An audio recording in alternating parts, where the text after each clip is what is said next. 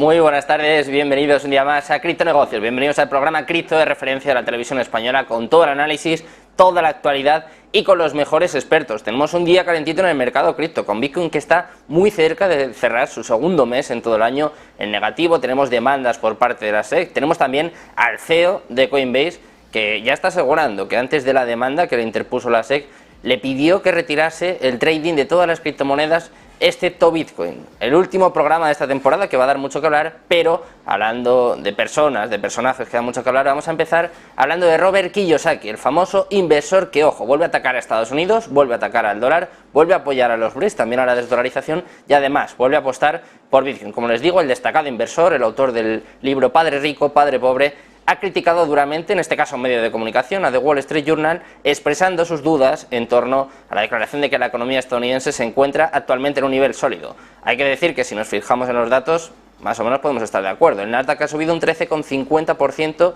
entre finales de mayo y finales de junio. El S&P ha subido un 17% desde principios de año. Sin embargo, Kiyosaki no se fía, a él no se la cuelan y dice que este aumento no se debe a que la economía esté bien, no se debe a que la economía se sienta bien, sino que se debe a que el gobierno de los Estados Unidos elevó el techo de deuda y, bueno, de hecho, lo elevó tanto que ahora mismo está en 31.400 millones de dólares. Cuando esto sucedió, el mercado de valores volvió a subir, volvió a crecer y junto a esto, pues la deuda también está creciendo. Entonces, a Kiyosaki no le salen las cuentas. Debido a este factor, dice que prefiere quedarse con Bitcoin, oro y plata, lo ha dicho ya en varias ocasiones, lo hemos contado también nosotros, que según él son activos de refugio seguro. También afirmó que Estados Unidos está en quiebra y si no se dirige ya en los próximos meses, en las próximas semanas, y además también ya ha dicho en otras ocasiones pues que la deuda nacional de Estados Unidos y su conexión con el mercado bursátil en alza, pues al final todo esto para él conduce a Bitcoin. Es bastante optimista, ya se hemos contado en algunas ocasiones cuáles son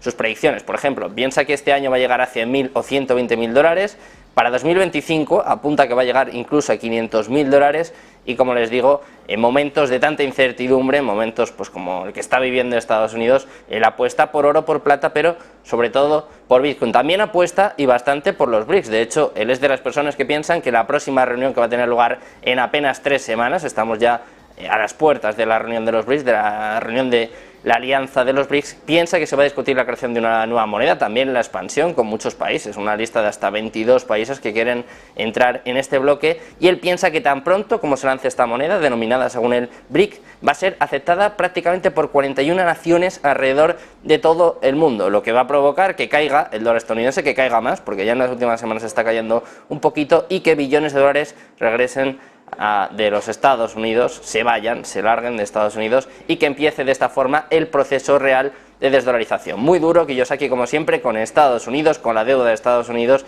y sobre todo pensando que se viene una quiebra pronto en el país americano y que hay que refugiarse con oro, con plata, con Bitcoin y sobre todo mucho ojo a los BRICS, precisamente lo que le venimos contando nosotros desde principios de año. Esto es lo que dice Kiyosaki, pero ojo, porque también hay muchas noticias de última hora, ya saben que nosotros siempre estamos al tanto de toda la actualidad y ahora, en estos momentos, en los últimos minutos, la actualidad gira en torno a Zelensky, que está preparando un viaje para la ONU y va a contárselo, va a explicárselo mejor que nadie mi compañero José de la Morena, que ya está aquí con nosotros. ¿Qué tal, José? Buenas tardes, cuéntanos. ¿Qué tal? Muy buenas tardes. Bueno, efectivamente Zelensky podría viajar a Nueva York a la próxima Asamblea General de las Naciones Unidas en septiembre. Eso es lo que estaría preparando su gabinete, parece que tiene el visto bueno además de Estados Unidos y eso a la larga es también tener el visto bueno de, entre otros, Antonio Guterres y por tanto de la propia ONU.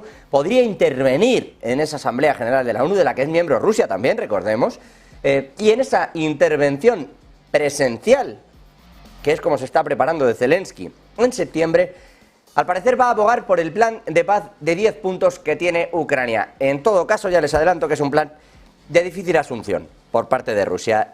Plan de 10 puntos que exige a las tropas rusas que abandonen por completo Ucrania, que liberen a todos los prisioneros deportados y que garanticen la seguridad alimentaria y energética. Además, pide garantías de seguridad para Ucrania una vez finalicen los combates. Entre otras cosas, dice que necesitan una seguridad especial alrededor de la central nuclear de Zaporilla, que según siempre el propio Zelensky está en riesgo de ser saboteada por el ejército ruso. Es verdad que en ese mismo hilo de información la gente los investigadores de la energía, de la Organización de Energía Atómica, de la Organización Internacional de Energía Atómica, sí que encontraron una serie de bombas situadas en los techos de Zaporilla. En todo caso, insisto, todo esto de momento, lo que pide el propio Zelensky. Va a discutir este mismo fin de semana en una reunión que ha organizado Arabia Saudita con decenas de naciones invitadas, si puede o no asistir y las condiciones de seguridad que se darían para que el propio Zelensky estuviera, insisto, presencialmente en Estados Unidos, en Nueva York, el próximo mes de septiembre. Se espera que participe además en otras sesiones y reuniones durante esa agenda, y vamos a ver si todo esto, insisto, sin habernos dado los detalles al completo, en tanto que es confidencial y que se teme por la seguridad del propio presidente ucraniano y que por lo tanto no está específicamente garantizado nada, ni tampoco perfectamente organizado. No nos llega a la prensa un calendario diciendo a qué hora intervienen y cómo, porque lo consideran parte de ese servicio, de ese plan de seguridad del presidente ucraniano. Pero dicho esto, la noticia es que Zelensky podría estar en septiembre presencialmente ante la ONU para pedir la paz, el plan de paz en Ucrania. Insisto, planes que podrían cambiar, pero sobre todo planes de difícil asunción por parte de Rusia. Veremos si tras las reuniones de este fin de semana y antes de septiembre alguien le hace ver también a Zelensky que el plan de paz, si de verdad quiere que sea un plan de paz, es decir, si se va a plantear con seriedad, hay ciertas cuestiones que no pueden ir dentro de esos 10 puntos que va a plantear Ucrania. Bueno, pues pendientes de Zelensky, de sus aventuras y por supuesto, José, ya sabes, estamos en Criptonegocios, pendientes del mercado cripto, así que vamos a empezar a repasar cómo está el mercado cripto, vamos a empezar a echar un vistazo al top 10.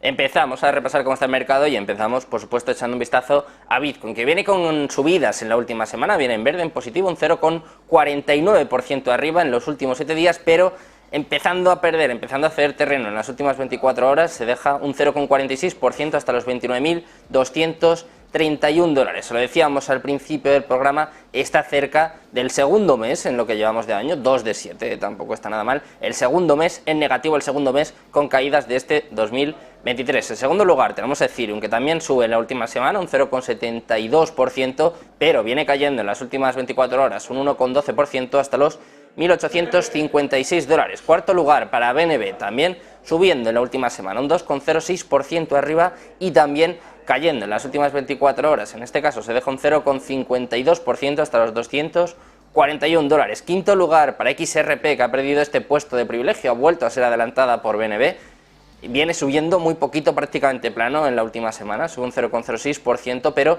pierde un 2,53% en las últimas 24 horas hasta los 69 centavos. En séptimo lugar tenemos a Dogecoin, que también viene remontando cada vez más arriba, se ha upado hasta el séptimo lugar, porque viene subiendo un 5,82% en los últimos 7 días, pero también viene cediendo en las últimas 24 horas un 1,71% hasta los 7 centavos. Octavo lugar para Cardano, que también sube en los últimos 7 días un 2,92%, pero también viene cediendo en el último día, se deja un 0,91% hasta los 31 centavos. Noveno lugar para Solana, que también viene en positivo en la última semana, sube un 2,98%, pero viene con pérdidas importantes en las últimas 24 horas del 3,80% hasta los 23,97 dólares. Décimo lugar para Tron, este cae en los últimos 7 días y en las últimas 24 horas. Mira, en la última semana se deja un 3,78%, en las últimas 24 horas profundiza estas caídas, se deja un 4,47% hasta los 7 centavos. Un décimo lugar para Litecoin, viene en positivo en la última semana, sube un 3,65%,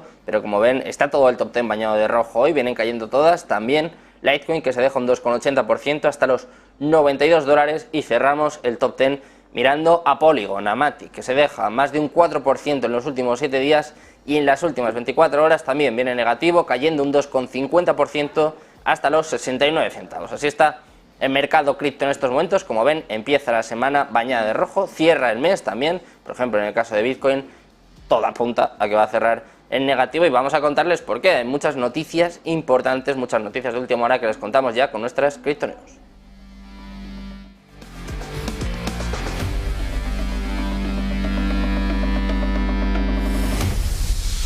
Y empezamos hablando de Bitcoin, empezamos por lo más importante, y es que, como les venimos comentando, está a apenas unas horas de cerrar su segundo mes de 2023 en rojo, en negativo, con caídas En estos momentos estaba cerca de los 29.200 dólares, como les hemos comentado, y a menos que haya alguna noticia, que haya algún impulso alcista, todo apunta a que, a menos que Bitcoin suba unos 1.000 dólares, en nada, en apenas 6 horas, que está bastante complicado, va a cerrar su segundo mes de lo que llevamos de 2023 en pérdidas. La única vez que Bitcoin cerró en pérdidas en este 2023 fue en el mes de mayo, cuando perdió prácticamente un 7%, y ahora mismo se encuentra cerca de un 4% en negativo desde el 1 de julio, donde estaba en 30.570 dólares. Es difícil aventurarse a saber lo que puede pasar en agosto, no se preocupen, que enseguida vamos a preguntar a nuestros analistas, pero si nos basamos en las estadísticas puede verse que agosto ha sido un mes mayormente bajista. Por ejemplo, desde 2013 ha cerrado 6 veces en rojo y solo 4 en positivo. Solo 4 meses, en este caso solo 4 años, con subidas en el mes de agosto. Vamos a ver qué sucede, pero como les decía, hay muchas noticias de última hora y, por ejemplo, hemos conocido hace apenas unos minutos que la SEC ha vuelto a demandar, en este caso ha demandado al fundador de PulseChain, a Richard Hart, por fraude de valores. La Comisión de Bolsa de Valores de Estados Unidos está demandando al empresario Richard Hart porque recaudó más de 1.000 millones de dólares de la venta de valores no registrados. Aparentemente contrató a desarrolladores para construir 3 proyectos no incorporados, se llaman PulseChain, PulseX y Hex, ofreciendo a los inversores un medio para obtener una gran riqueza y en este caso también grandes pérdidas. La SEC exige que Hart se enfrente a un juicio. De momento lo único que sabemos es que ha sido demandado tanto él como las empresas creadas por el propio Richard Hart, y estaremos pendientes de los acontecimientos. Y terminamos con malas noticias. En este caso seguramente sea una de las noticias que explican las caídas que estamos viendo en las últimas horas, es este hackeo, este exploit de Curve Finance. Prácticamente 100 millones de dólares están ahora mismo en peligro, y además también lo que está en peligro en este caso es la popularidad de las DeFi, de las finanzas descentralizadas. Este exploit, este hackeo tuvo lugar este mismo fin de semana, apuntó a Curve Finance y está socavando, está sacudiendo la confianza en las finanzas descentralizadas. Este protocolo DeFi vio explotar varios de sus fondos de liquidez el domingo como resultado de un error de los contratos inteligentes que estaban usando versiones de lenguaje de codificación Viper. Los atacantes robaron hasta 24 millones de dólares y varios grupos de monedas estables que usaban contratos de Viper se agotaron debido a la vulnerabilidad de esta red. El token ha caído más del 12% en las últimas 24 horas y, sobre todo, como les decíamos, marca un punto de inflexión, una ruptura de confianza en las finanzas descentralizadas. Estas son las noticias más importantes de las últimas horas. Ya conocen cómo está el mercado. Llega el momento, como siempre, del análisis, de presentarles a los mejores expertos. Quédense porque arrancamos ya en Criptonegocios.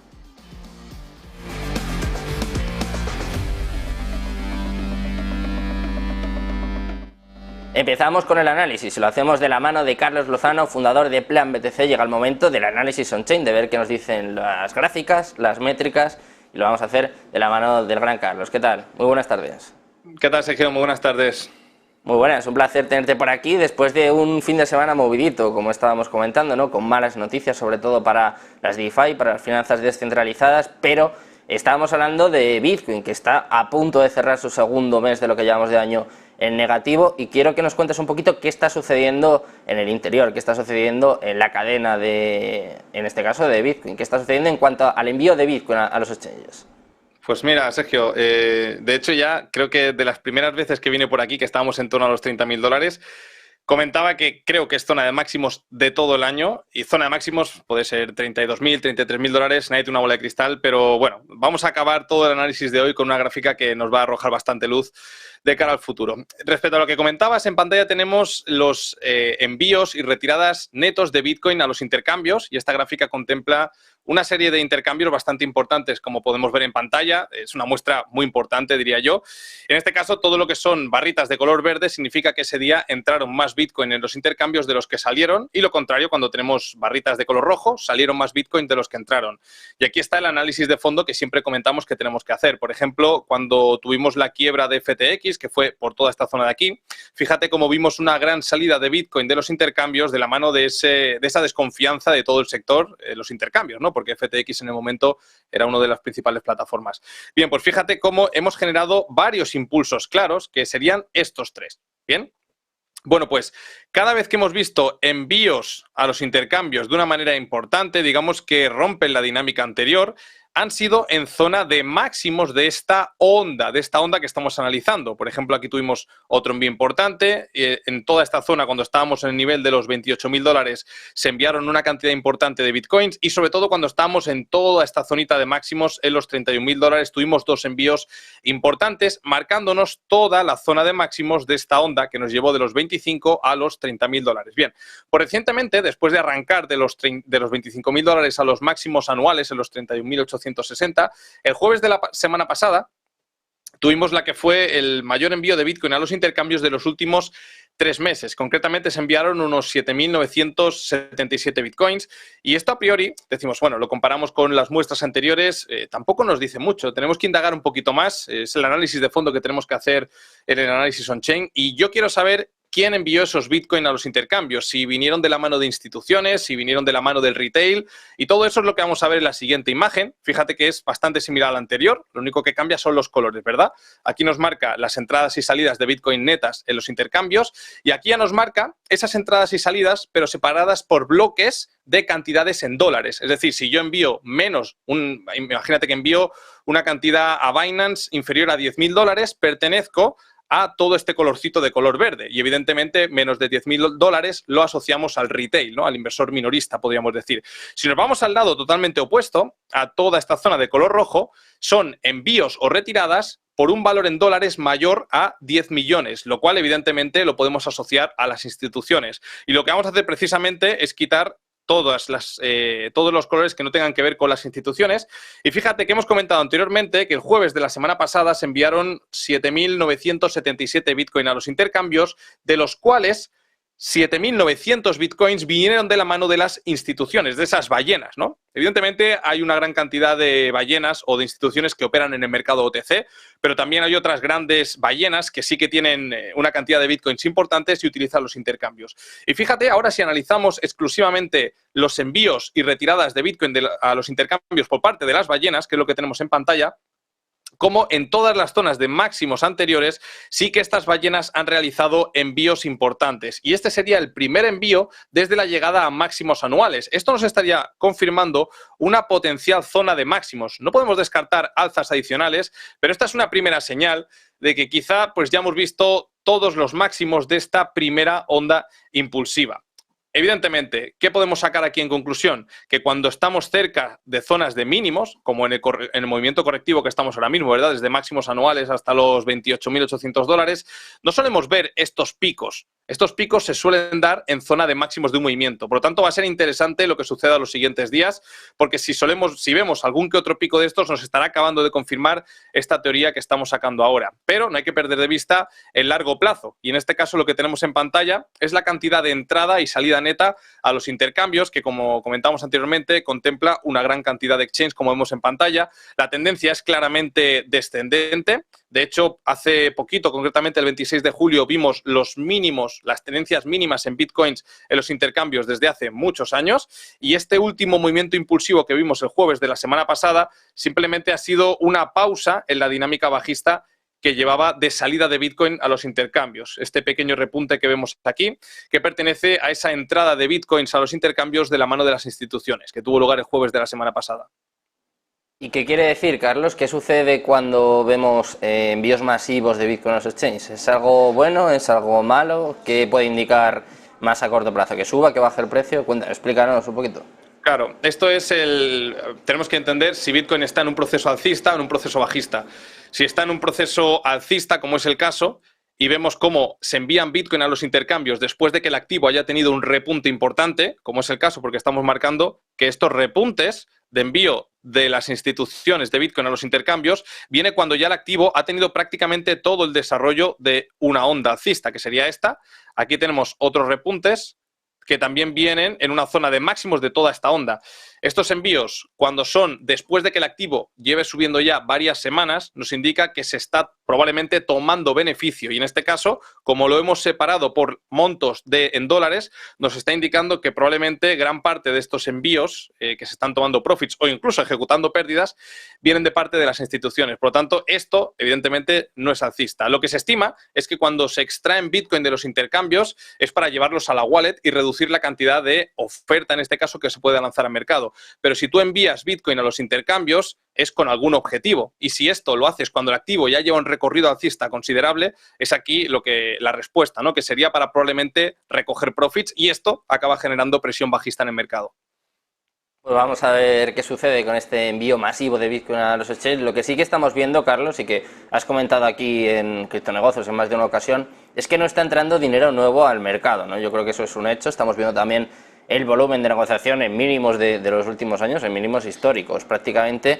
Y claro, todas estas cuestiones, Carlos, nosotros no queremos pasarnos de osos tampoco, no queremos dar malas noticias, pero si tenemos en cuenta todo esto, lo normal es que falten más caídas, ¿no? Cuéntanos un poquito, explícanos en qué momento estamos y cómo es esta situación. Pues sí, tú lo has dicho, en estos momentos no está entrando dinero fresco en el mercado. El dinero nuevo lo entendemos al operador de corto plazo, no todo aquel que entra recientemente en el mercado, eso es lo que entendemos como dinero nuevo. Y en pantalla tenemos el supply el supply de Bitcoin, que pertenece al operador de corto plazo. Y de fondo en negro tenemos el precio de Bitcoin. Fíjate que cuando estamos cerquita de zona de mínimos, esta fue la caída a los $28.000 de junio, vemos un repunte en el supply del operador de corto plazo. Esto nos indica que ya estamos en una zona de interés lo suficientemente importante como para que entre dinero nuevo. Esto también sucedió, fíjate que a partir de los máximos de agosto, el supply del operador de corto plazo tuvo una dinámica totalmente contraria a la que nos marcaba zona de mínimos, y eso también acabó afectando al activo.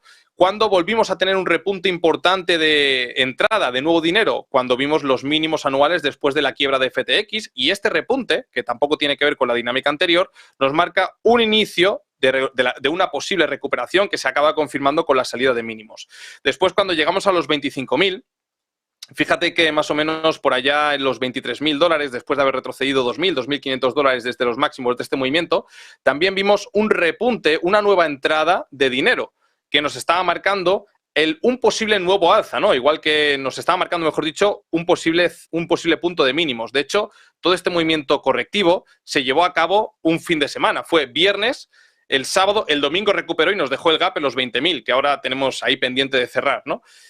A partir de la llegada a los $30.000, fíjate cómo esta dinámica cambió de nuevo. Dejó de entrar dinero en el ecosistema, dinero nuevo. Y eso también lo vimos reflejado en el activo por este movimiento de letargo a la baja, ¿verdad? ¿Cuándo volvió a repuntar el activo al alza? Fíjate, mínimo de los 25.000, recordarás todo aquel FOMO de los ETFs de Bitcoin al contado, etcétera, que más o menos fue por allá a mediados de junio. Fíjate que por ese entonces, este supply, que esta línea de color naranja, volvió a incrementarse. ¿Qué nos estaba diciendo? Que claramente no tenía nada que ver con la dinámica anterior, ¿no? Nos está diciendo que estaba entrando nuevo dinero en el ecosistema. Y eso nos lo marcó, fíjate, con este repunte en toda esta zona de aquí, vimos cómo el activo actuó en consecuencia por la entrada de nuevo dinero. Bien, pues después de esos máximos anuales en los 31.860, hemos visto un movimiento a la baja muy importante en el supply del operador del corto plazo, lo cual nos está indicando que no está entrando nuevo dinero en el ecosistema.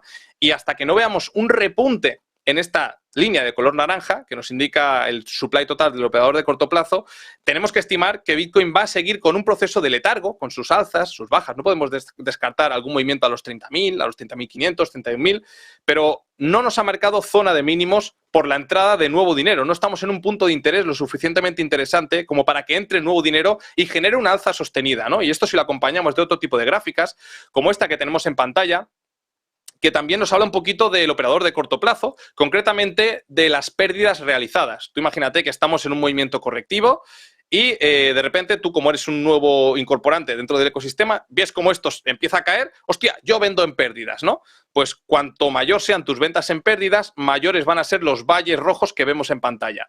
Fíjate que los mínimos de los $20.000 vinieron de la mano de una ejecución en pérdidas por parte del operador de corto plazo en torno al 36% aproximadamente. Bien, de todas las transacciones que se llevaron a cabo ese día en la cadena, el 31,9% vinieron de la mano de una ejecución en pérdidas por parte del operador de corto plazo, marcándonos zona de mínimos. $25.000. ¿Qué sucede? Lo mismo, que el operador de corto plazo se siente incómodo. Digamos que es un porcentaje en el cual se siente incómodo, se siente estresado y suele coincidir con una zona de mínimos. Fíjate que también que los mínimos de los $25.000 coincidió con una ejecución en pérdidas por parte del operador de corto plazo en torno al 32-33%. Y actualmente, como veis, estamos en el 15%. Por lo tanto, a priori, según esta gráfica y la que hemos visto anteriormente, faltaría un recorrido a la baja adicional hasta que este operador se sienta incómodo. Y eso lo vemos mejor también en esta otra gráfica, que antes hemos visto la cantidad de pérdidas ejecutadas y ahora vemos el volumen de transferencia en pérdida del operador de corto plazo a los intercambios, ¿no? Imagínate que yo tengo en mi ledger Bitcoin, he comprado recientemente, me lo envío, muy contento, de repente Bitcoin empieza a caer y pues bueno, me entra el miedo y lo envío a cualquier intercambio para venderlo. Perfecto. Pues esto lo que va a recoger son repuntes al alza en esta línea naranja. Cuanto mayor sea el envío de Bitcoin por parte del operador de corto plazo, mayor repunte en esta línea naranja vamos a ver. Y esto nos habla también del sentimiento que hay en este operador. Fíjate que los mínimos de los $20.000 se enviaron ese día unos 23.200 Bitcoins aproximadamente. Por parte del operador de corto plazo a los intercambios. Y también los mínimos de los $25.000, una cantidad similar. Cantidad que evidentemente no estamos ni cerca de llegar en estos momentos, que a pesar de tener ciertos retrocesos, no hemos llegado a superar los 20.000 Bitcoins enviados por parte del operador de corto plazo a los intercambios. Y ya para finalizar este pequeño repasito que estamos viendo, que realmente es muy interesante y nos marca cuando estamos en zonas incómodas para este operador, que suele coincidir con zonas de mínimos dentro de una tendencia alcista. Fíjate que en pantalla tenemos, en este caso hablamos también del operador de corto plazo, como vemos en pantalla, y nos marca el ratio de su supply en pérdidas respecto al supply que tiene en profit. Fíjate cómo es algo muy interesante. Esta gráfica yo diría que es de las mejores de Glassnode, realmente, porque han funcionado como un reloj suizo, sinceramente. En todo el bull run del año 2017, cada vez que teníamos un retroceso y esta línea de color naranja testeaba la línea horizontal negra, que nos marcaba un punto en el cual el operador de corto plazo tenía el mismo supply en pérdidas que en beneficio, era una zona de mínimos. Digamos que el mercado sube, euforia, entra el dinero nuevo, corrige, tengo miedo, este operador no sabe qué hacer porque está en zona break-even y justamente es el punto antes de que se genere un nuevo alza, ¿no? Esto también lo vimos con varios retrocesos, como estás viendo en pantalla, y en el momento que se pierde esta línea de color negra, cada testeo a esta zona... Bueno, se me ha ido la batería. Momento. Cosas de directo, Sergio. 3 segundos. Y... Enseguida recuperamos a Carlos, nos está hablando en este caso de las ventas que hemos visto en los últimos meses, de cómo no está entrando nuevo dinero al mercado. Ojo, porque tenemos más gráficas, enseguida le vamos a recuperar, es lo que tiene la tecnología. Hemos visto ahí batería descargada, enseguida le recuperamos. Mira, ya le tenemos aquí con nosotros. ¿Qué tal, Carlos? Perdona, Los ordenadores no aguantan nada, ¿eh? No, que va, hombre. Hay que comprar más baterías.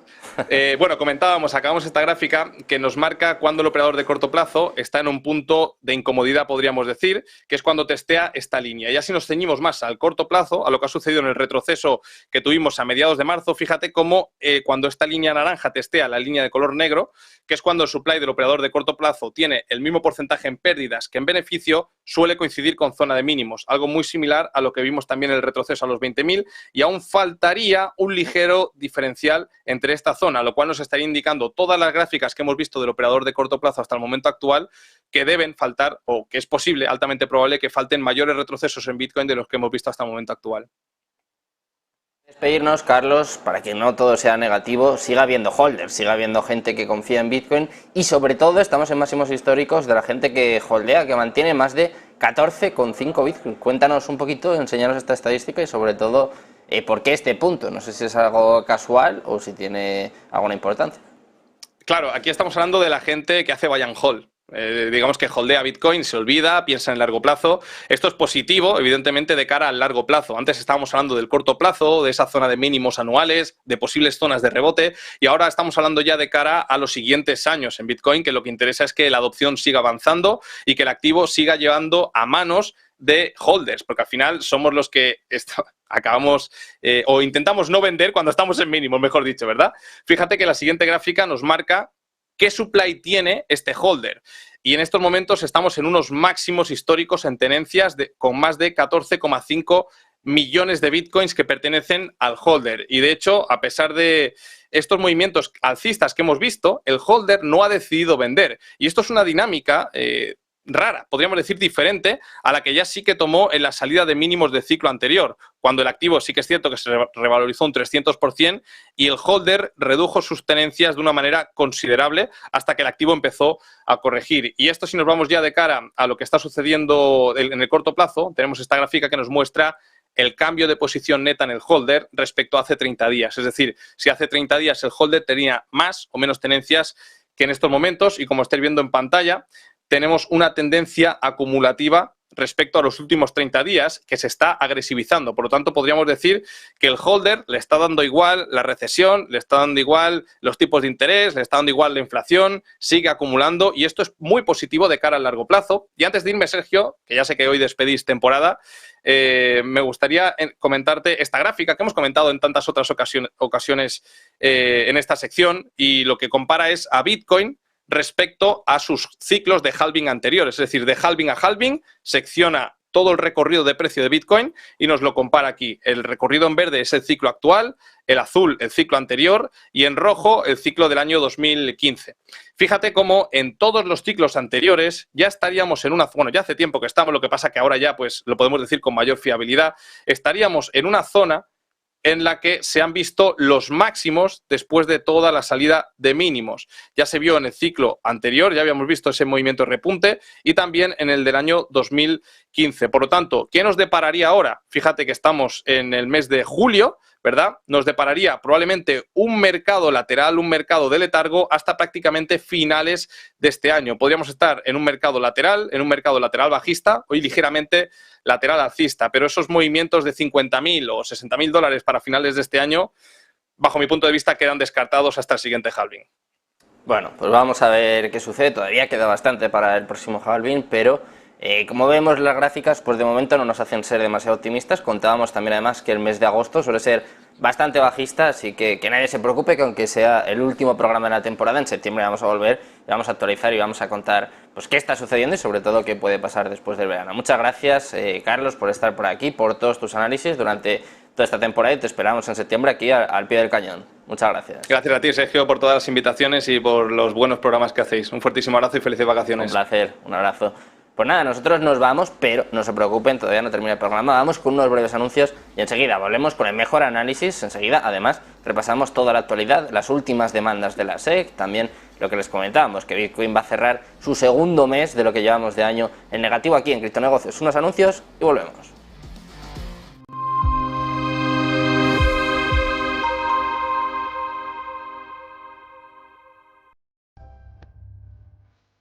En Arquia Banca nuestros clientes son lo primero.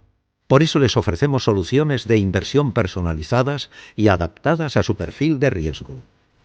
Nuestro método: diseñamos una estrategia a largo plazo combinando fondos consolidados y diversificados tras realizar un exhaustivo análisis de los mercados y las tendencias globales. Arquia Banca. Cuidamos de su patrimonio como si fuese nuestro.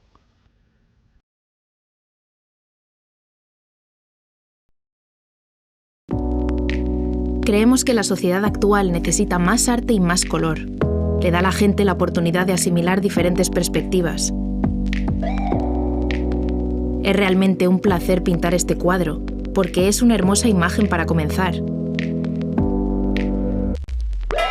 Lo último que pintaremos es el auricular en vez del pendiente.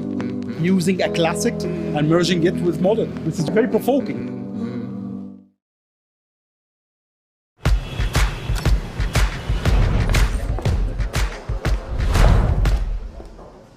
¿Acciones o fondos ETFs?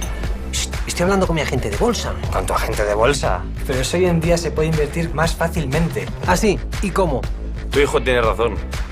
Si quieres empezar a invertir, lo mejor es hacerlo con XTB. Gracias por echarme esa mano, Iker. XTB siempre tiene algo para todos. Inversión, análisis y formación. Aquí tengo todo lo necesario para tomar las mejores decisiones financieras. Una cuenta que se abre sin formalidades innecesarias. Ya está. Todo listo. Bienvenido. Así es como debe ser. Y una app intuitiva y fácil de usar. Con solo unos clics. Invertido. Y si quiero aprender, hago un curso online. Yo invierto con XTB. Abres tu cuenta online y tienes acceso a formación, análisis y miles de instrumentos financieros, incluyendo acciones y ETFs sin comisiones. Invertir implica riesgos y puede no ser adecuado para usted.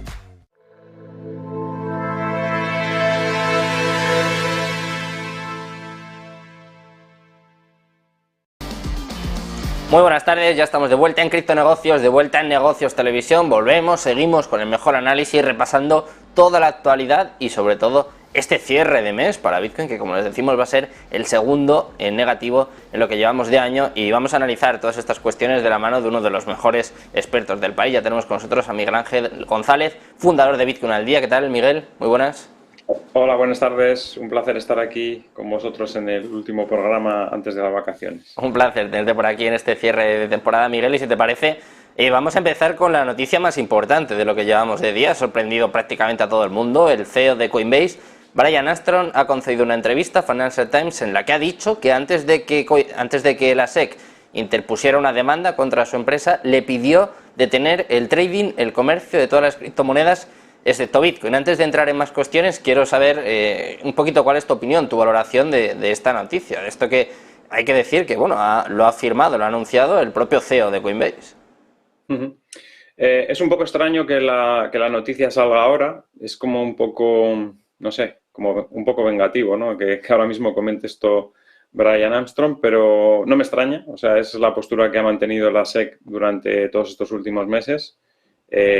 Aunque en público no se atrevían a decirlo cuando le preguntaba a Gary Gensler, un congresista, si todas las altcoins eran valores, no se atrevía a decir una respuesta concreta, pero era más o menos lo que venían insinuando desde hace tiempo. Entonces, no me extraña que fuese esa la postura de la SEC.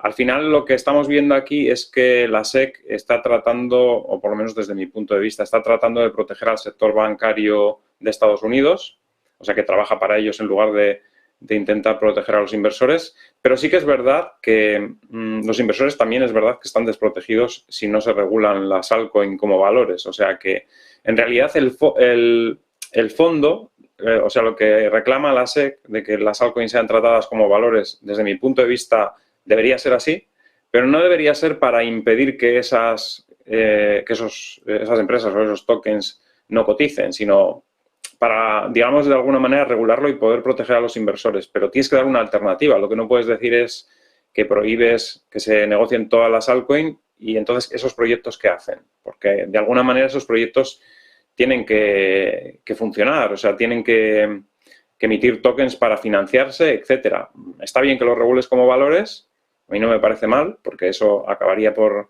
proteger a la gente, impediría que haya estos rug pull que vemos habitualmente, ¿no?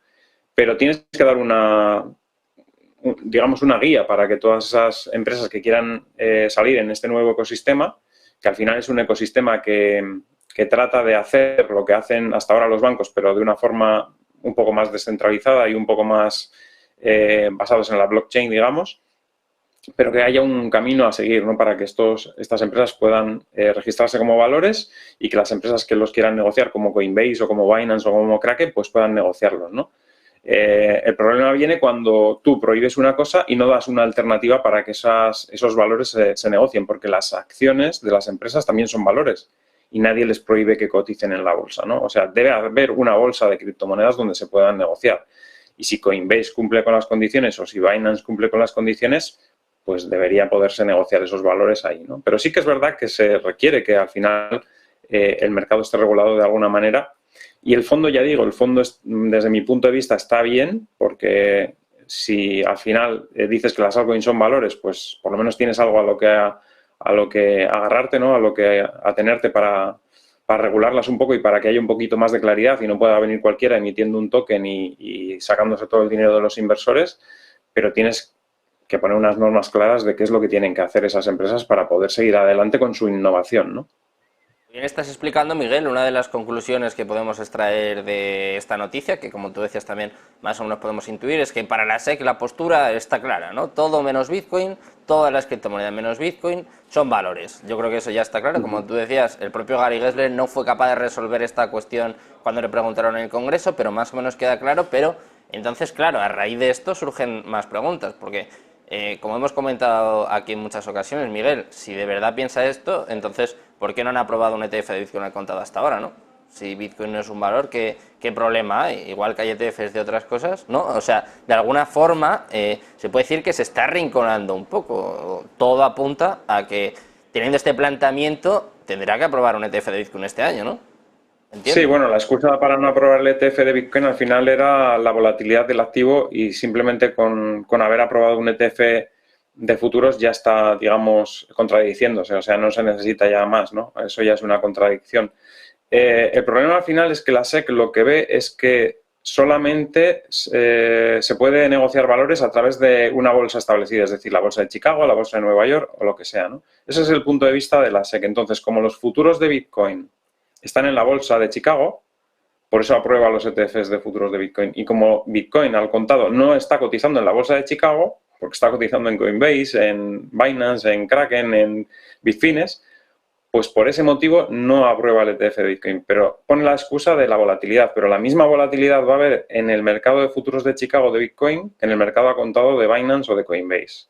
Porque al final además son mercados interrelacionados y si hubiese un movimiento extraño, digamos, en Binance o en Coinbase respecto a Bitcoin del contado, rápidamente entraría en arbitraje con el mercado de futuros de la bolsa de Chicago, con lo cual es una excusa absurda para no probar el ETF de Bitcoin. Pero bueno, en el otro sentido, ya digo, las altcoins al final tienen que tener también algún sitio donde se puedan negociar. No puedes acabar con la industria. La industria al final es una industria innovadora que es positiva para la economía de Estados Unidos y lo que no puedes hacer es darles un portazo en la cara a todas estas empresas y decirles, no, eres valores y no puedes negociarte en ningún sitio.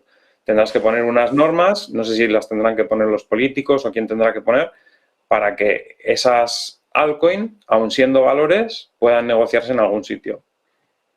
Desde luego, hace falta unas normas o por lo menos una claridad regulatoria que de momento en Estados Unidos brilla por su ausencia. Quiero preguntarte, Miguel, ya que estamos hablando de Bitcoin, lo hemos comentado en varias ocasiones en este programa, está a puntísimo de cerrar su segundo mes en lo que llevamos de año en negativo, con caídas, y quiero que nos expliques un poquito si más o menos se veía venir, si es algo normal, algo lógico. Al final, lo decía yo antes, 2 de 7 no está nada mal. Yo creo que los bitcoins lo firmaríamos prácticamente todos los años, pero cuéntanos un poco cuál es tu valoración y igual si es algo más o menos lógico que se puede intuir.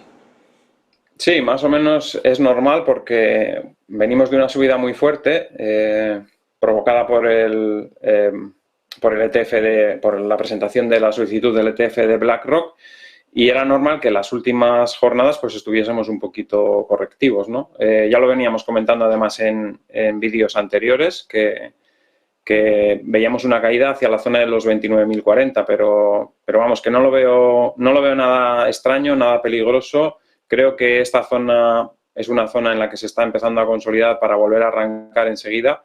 Y no me extrañaría que para octubre o noviembre veamos 36.000 o niveles superiores a 36.000, ¿no? Estamos en un mercado alcista previo al halving. No creo que hayamos marcado el máximo previo al halving. Creo que todavía nos queda subida, que puede ser incluso pues eso, mayor a 36.000. La subida que llevamos, además, desde los mínimos es muy pequeña. Solo llevamos ahora mismo un poquito menos que un por 2, cuando en ciclos anteriores hemos tenido subidas hasta de por 4. Eso también me hace pensar que este ciclo va a ser un poquito más tranquilo y vamos a tener un mercado más sostenido al alza. Es decir, el ciclo anterior, por ejemplo, tuvimos esa caída brusca que provocó el COVID en marzo de 2020.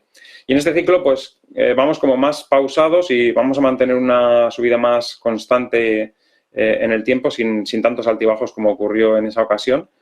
Todos los datos se están poniendo a favor para el futuro, es decir, todo lo que empieza a descontarse en el mercado, que ya sabemos que se descuenta siempre con antelación, muchas veces 9 meses o más de antelación, todos los datos van empezando a ser muy positivos. Tenemos a favor, que no lo teníamos tan a favor en ciclos anteriores, el hecho de que se va a poder empezar a ver bajadas de tipos de interés posiblemente el año que viene, pero no es cuando empiecen a bajar los tipos cuando va a empezar a subir el mercado, sino que ya de antes, en estos meses previos ya a esas primeras bajadas de tipos de interés, se empezará a notar eso, ¿no? Y en cuanto los inversores huelan eso, el dinero que está esperando para entrar en el mercado va a fluir rápidamente, ¿no? Yo creo que ahora mismo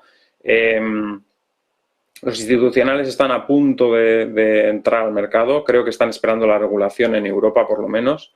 Veíamos el otro día noticias de los bancos europeos bancos españoles que tenían ya preparadas las plataformas para empezar a ofrecer criptomonedas a los clientes minoristas. A los institucionales ya lo están ofreciendo desde hace tiempo. BBVA creo que incluso ya está ofreciendo a minoristas, lo que pasa que no lo están haciendo de forma muy proactiva, porque hasta que no esté la ley MiCA el año que viene, no lo harán de forma proactiva, pero en cuanto empiecen a hacer eso de forma proactiva y en cuanto empiecen los fondos de inversión a tomar una parte de los fondos de riesgo en Bitcoin, se empezará a notar en el precio muchísimo. Hay que darse cuenta que a partir del halving del año que viene solamente entrarán nuevos al mercado 13.500 Bitcoin cada mes. Eso es poquísimo.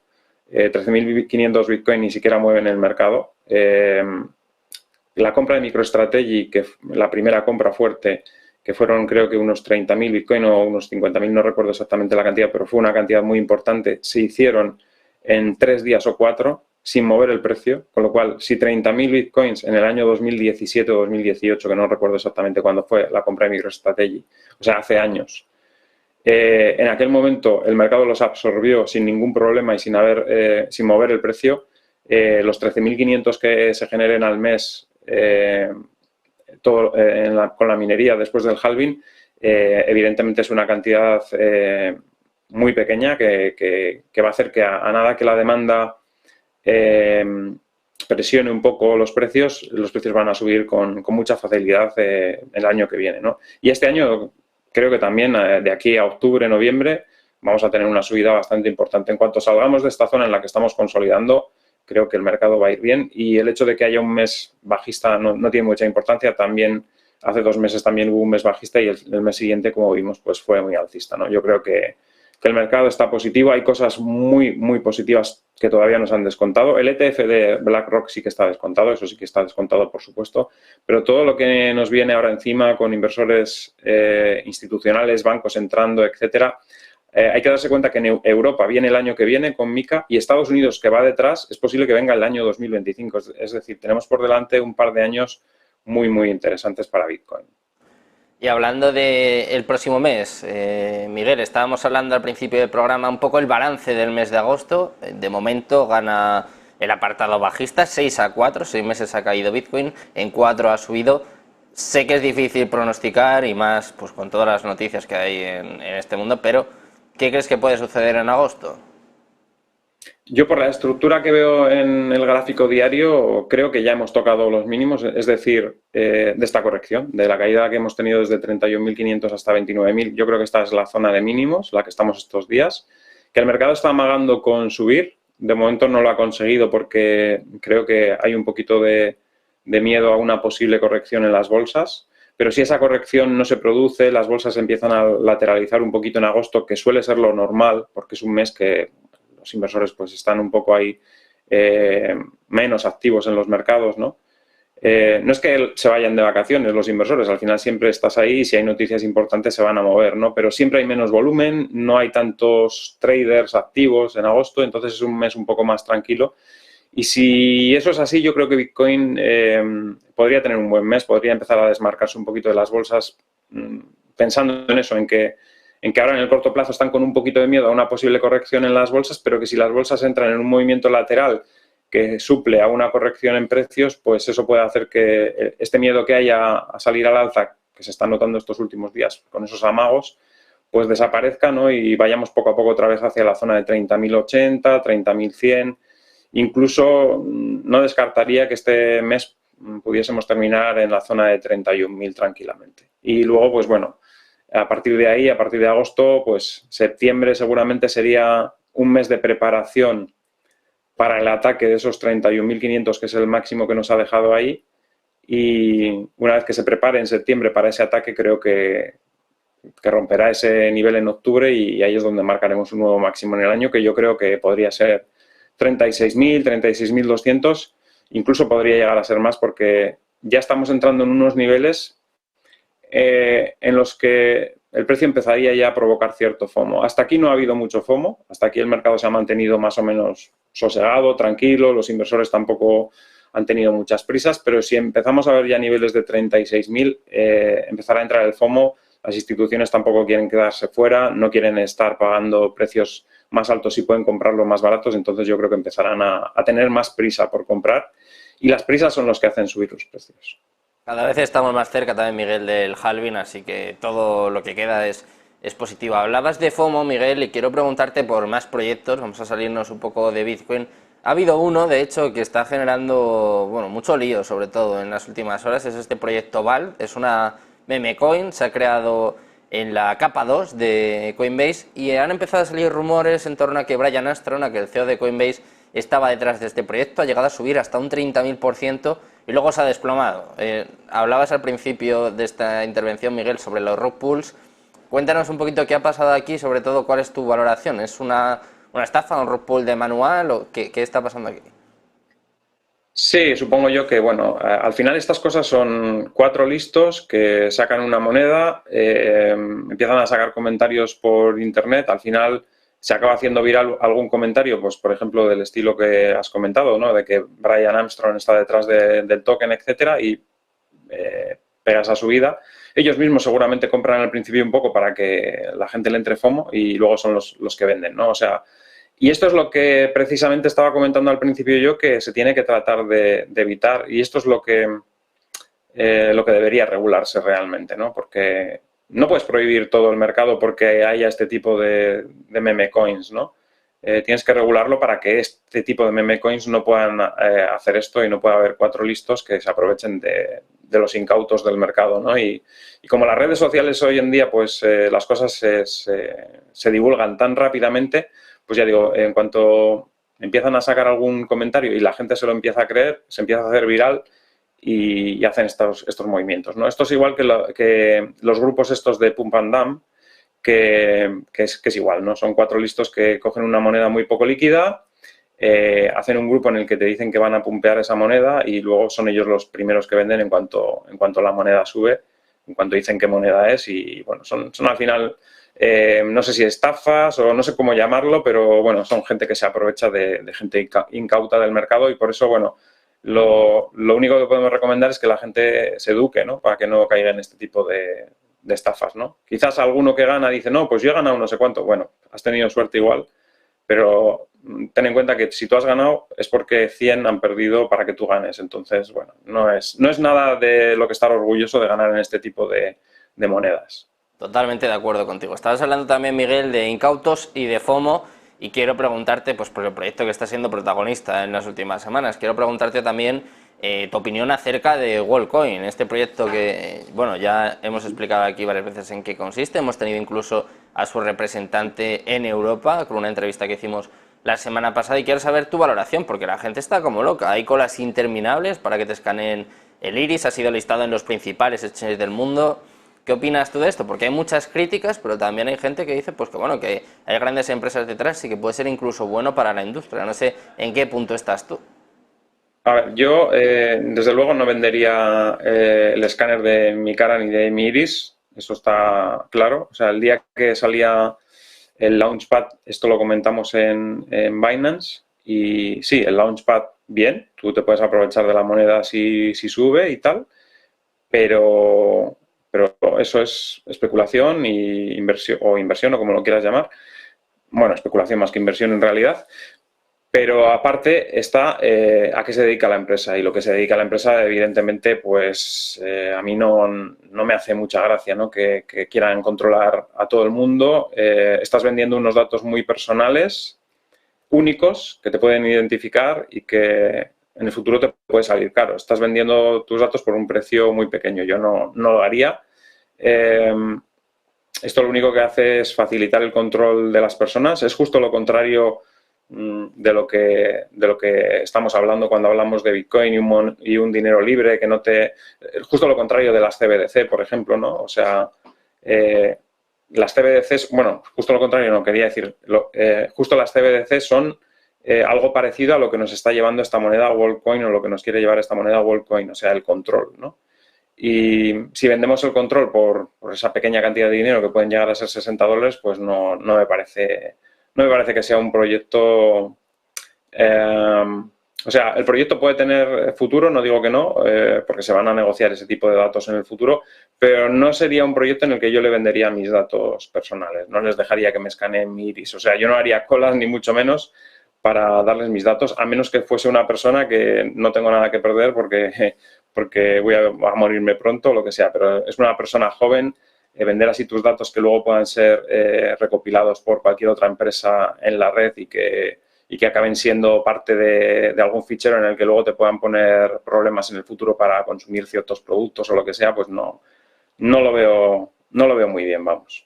Pues Miguel, para terminar, ya que has sacado la palabra tabú, ya que has hablado de las CBDCs y sobre todo para que la gente entienda la importancia de estas CBDCs, en este caso del control que se puede obtener también a través de WorldCoin, quiero preguntarte por el yuan digital. Ya se está implementando en China y este fin de semana ha salido la noticia de que han implementado una CBDC vinculada a sistemas de vigilancia para cobrar multas de tráfico. Se han hecho virales unas imágenes en las que básicamente salían tus datos y en la misma pantalla salía pues si estabas infringiendo o no las normas, si ibas un poco por encima de la velocidad y ahí te cascaban la multa, para que la gente se haga una idea del control que se va a imponer a través de las CBDCs. Ya está aquí.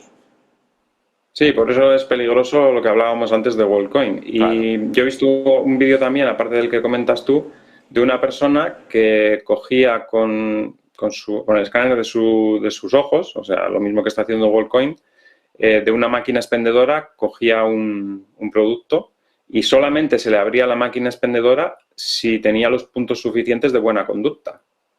O sea que, evidentemente, si estás dando todos esos datos a una empresa y estamos hablando de que las CBDC ya van por ese camino, pues ya sabemos hacia dónde nos quieren dirigir, ¿no?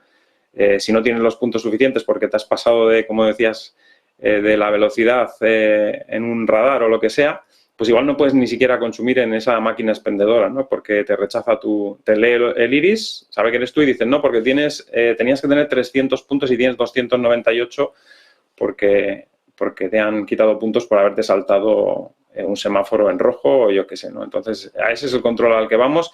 Por suerte, de momento, se están utilizando poco las monedas digitales de los bancos centrales.